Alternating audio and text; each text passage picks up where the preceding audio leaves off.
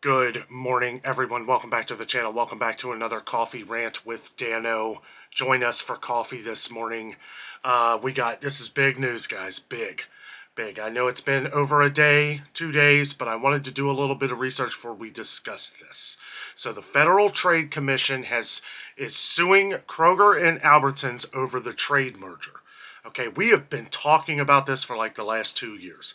Am I surprised that it comes down to the last minute before this happens? Absolutely not. Kroger has probably been ready for this. Albertsons has probably been ready for this too. We're going to read a little bit from our own local WLWT Channel 5 News. So if you're in Cincinnati or around the Cincinnati area, you will know what I'm talking about.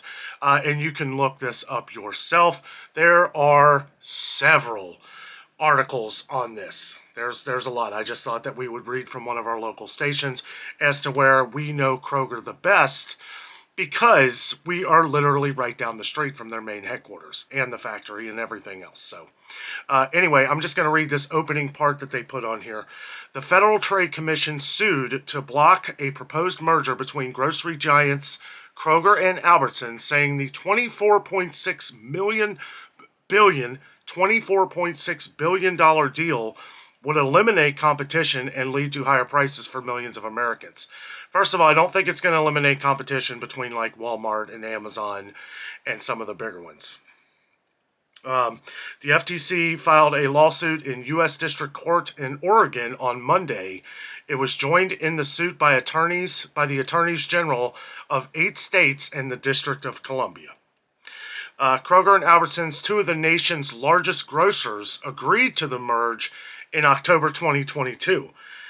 Boy, does time fly. I mean, we have been talking about this for a couple years.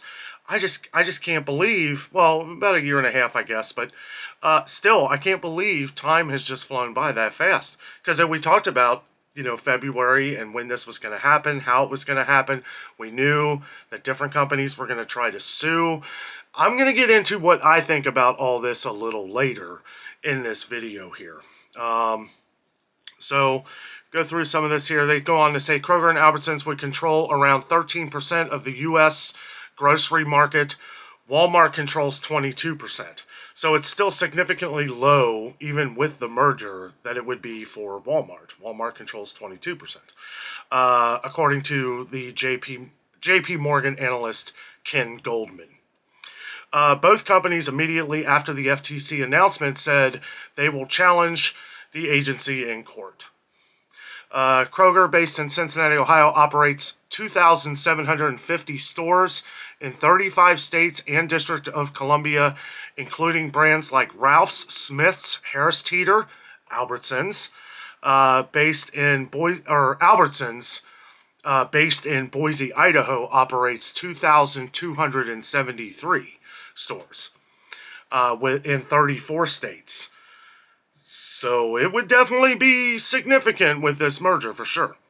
And Albertsons stores, and they didn't go into all of the stores that Kroger owns. Kroger owns a lot more stores than that.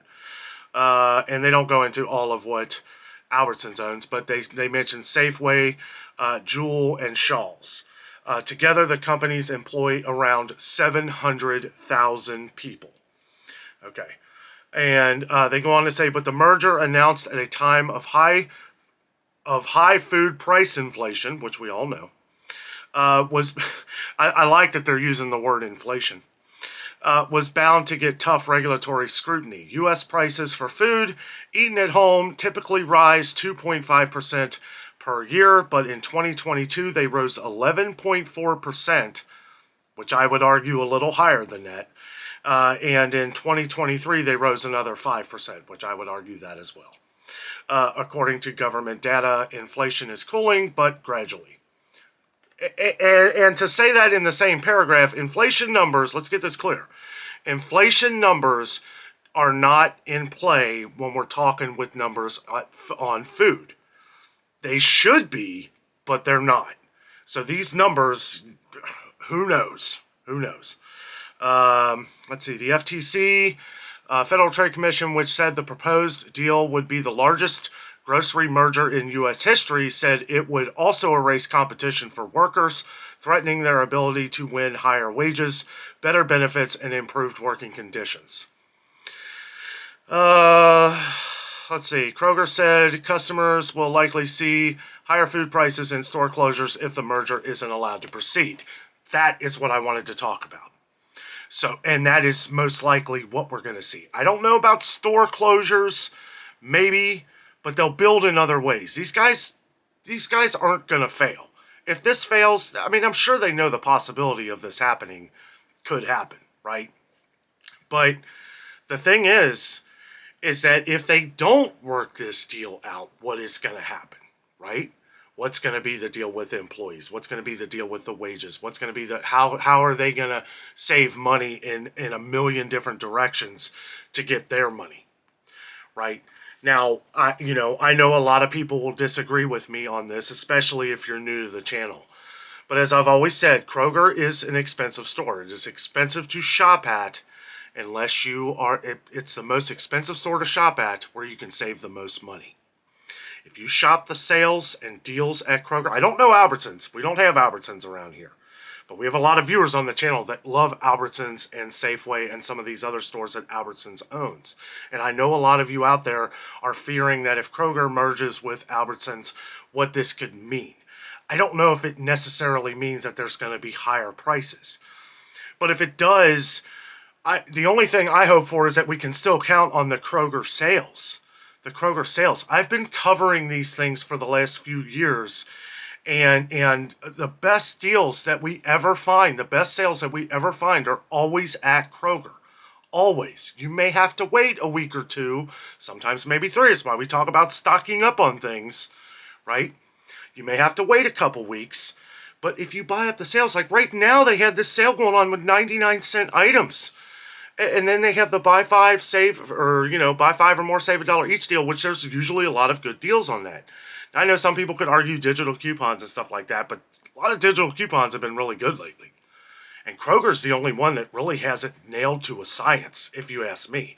Everybody has issues. There's always going to be online issues and stuff, but as far as prices go, those are the best deals. I'm in and out of the stores every day, and I can tell you that Kroger is very good at getting a lot of things on a great deal and working out maybe different deals with manufacturers and stuff like that. We don't see other stores doing this. Okay, even Walmart. You could say, well, Walmart, true minimum price, stuff like that. Yeah, regular prices, right? A can of beans is 82 cents at Walmart. A can of beans at Kroger is 89 cents. Sometimes 79, sometimes a little cheaper on regular prices. The regular prices fluctuate on that. And you could argue, yeah, a lot of great value products are pretty good deals, like canned corn, stuff like that. But when it comes to the sales of most things, at anybody of the 42,000 subscribers that we have, all of the viewers that we've had throughout the years, Kroger has always been number one in the comments. Always been, where did I save the most money? Kroger, right? If you can't afford, or if you just don't want like a membership to Costco or Sam's Club or some of these other places, then I always say even if you do, I still save the most money at Kroger. Unless I want to buy it in bulk on some things at like Sam's Club or Costco, which we do. We save a little bit on coffee and stuff like that. But what other store do you see has some of these sales every week? So I visit Kroger every week. Yeah, it stinks that prices keep going up on everything. But again, it's hard. Sometimes it's hard to explain. We get new viewers every day, so I try to think in my brain that I'm talking to maybe 1,000 new people. Okay, to most of you, I'm going to sound like a broken record. But I'm worried that if this doesn't go through, what's going to happen? Are we going to see less of these sales? Are we going to see terrible looking digital coupons? Is the buy 5 or more deal going to go away? Because these are the ways that we've been able to save through this food inflation.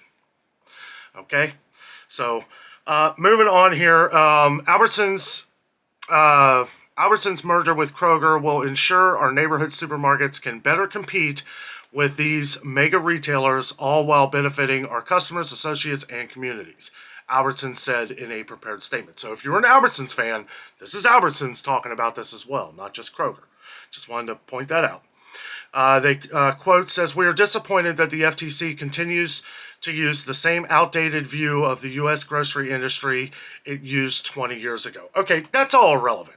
Okay, just saying stuff like that, whatever. This is today, that was yesterday. And the only reason why I say that is because none of that matters. None of that matters. That's all just talk. Okay, now Kroger has promised to invest $500 million to lower prices as soon as the deal closes. And they will. They will. They don't back down. I've lived here my entire life, and I've never known a company like Kroger to back down on anything. Okay? They stick true to their words. So if they say they're going to invest $500 million to lower prices, that's exactly what they're going to do. And it may be in ways that all of us don't agree, right? But and I don't want to solely defend Kroger here either. I love Kroger. I grew up in Cincinnati. Kroger is from Cincinnati. Lots of history here. As much as you grew up down the street from your Albertsons, I've grown up the street from our Kroger here. And I worry about what would happen if this doesn't go through, because there's a lot of money involved. And when there's a lot of money involved, and now you're talking about lawsuits and stuff like that, that's more money. That's going to be more money that all kinds of places are going to start raising the price. Not just Kroger and Albertsons. This could lead to higher prices everywhere. Okay. Kroger also, we'll go on here. Kroger also said it invested in price reductions when it merged with Harris Teeter in 2014 and Roundy's in 2016. Kroger also promised to invest which they did. Kroger also promised to invest $1.3 billion in store improvements at Albertsons as part of the deal. And this is something that a lot of our viewers have said about some Albertsons around the country, is that they need some work.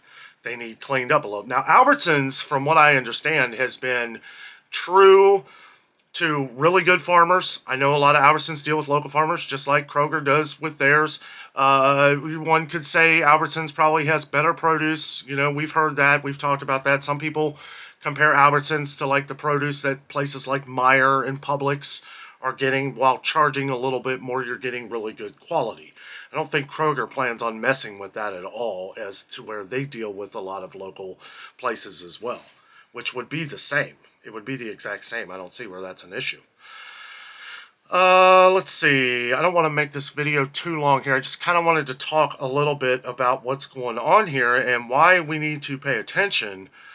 Here's another important piece. The union, right? Now, that could be an issue with some people. I don't know.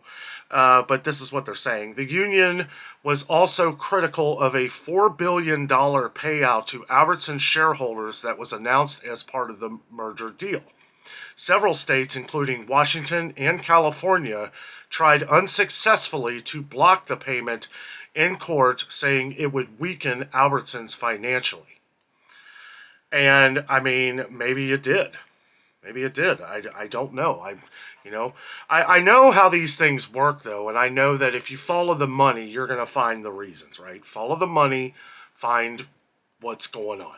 I mean, that's kind of where my brain is that if the money isn't there to follow, it's going to be in somewhere else, coming out of our pockets.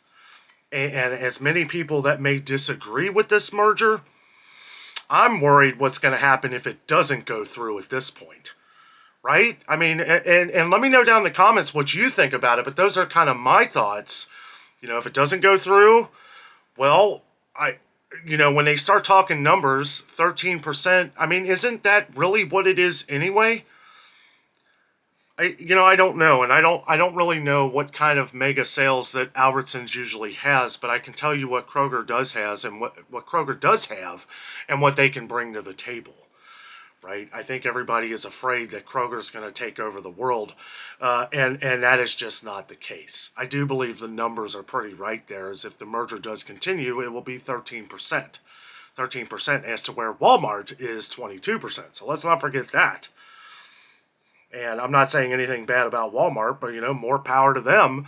Most people shop at Walmart because if you're not looking at groceries, and I think the part of those numbers is because Walmart is an everything store. It's not just groceries. It doesn't say whether that number is included in just the groceries. Okay. Let's see here. Let me double check on that just to see if that was in the deal.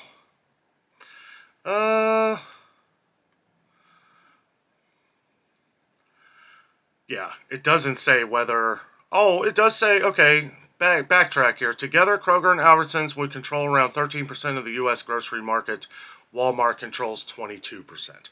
So I assume they're talking as them in the grocery market. That sounds like a pretty high number, though, for just food for Walmart. I mean, I know it's the biggest, but I mean...